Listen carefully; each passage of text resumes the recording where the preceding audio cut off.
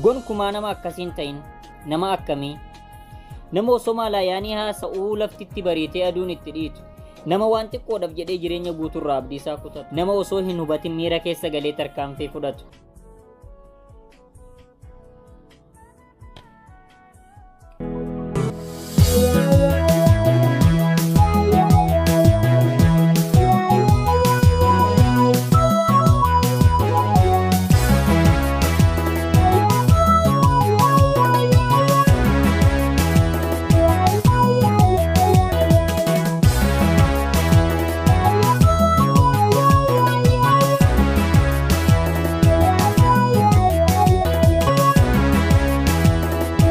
gonkumaa nama akkasiin ta'in nama akkamii?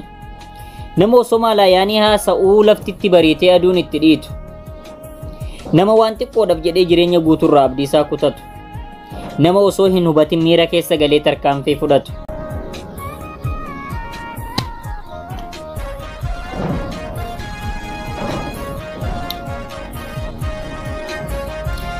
Seenaa hojjechuudhaaf yaali. Dandeessu laga bu'ii feetus gaara ba'aa. Itti yaadi maal hojjedheen seenaa kaa'ee darbaa.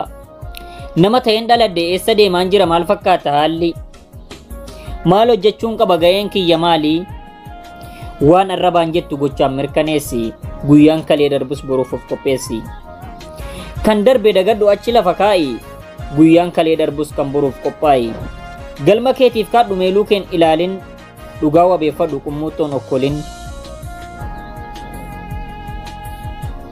Ofirratti raftee teessee yaadan deegin, lafa tattaaffiin hin jirre milkaa'inaan eegin, lafa bokkaan hin roobne mukti margu hin jiru, bakka hojiin hin jirres jijjiiramni hin jiru.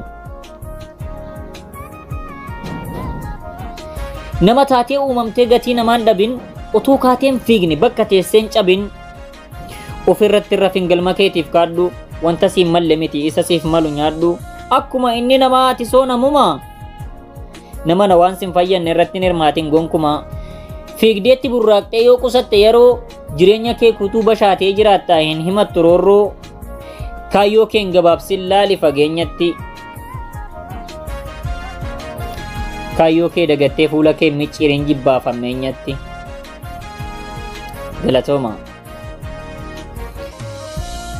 Qopheessa walaloodhaa weellisaa fi walaleessaa Artiist Saadam Ibrahim. Galatooma oraa bulaa deebana.